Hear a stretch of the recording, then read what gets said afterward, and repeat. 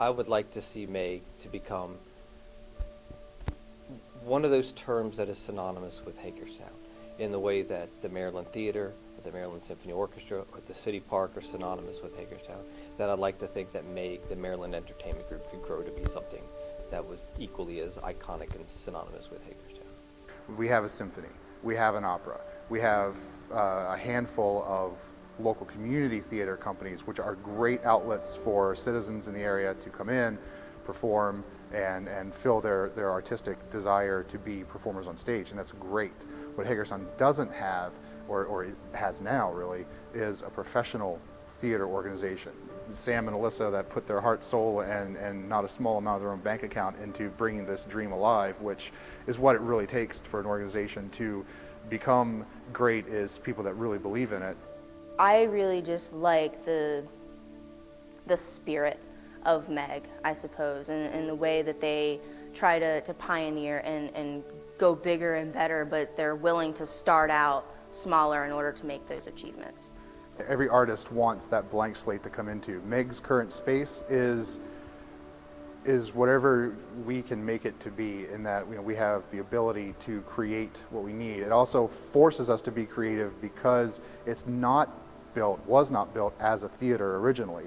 So we have a factory loft space, so we build our sets in there, we hang our lights, and we create the theater space. We create what we want our audiences to experience. The MEG space, and particularly that space, it really lends itself for this very interactive kind of performance like that. And I remember my first performance I went to see was Laundry and Bourbon and Lone Star at MEG, and I was like, okay, I didn't know what to expect, and then I was sitting there, and at first I was like, yeah, this is really good, and then Lone Star came out, and Sam Little and Jeremy Spangler were two of the actors doing the show, and my mouth dropped. I was like, no, this is a theater that I want to be a part of. I have to say my personal favorite was probably when the Edgar Allan Poe portrayer came.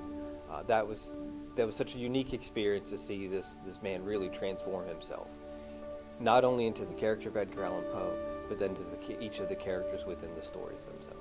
Yeah. MEG is bringing in people who practice the craft of theater.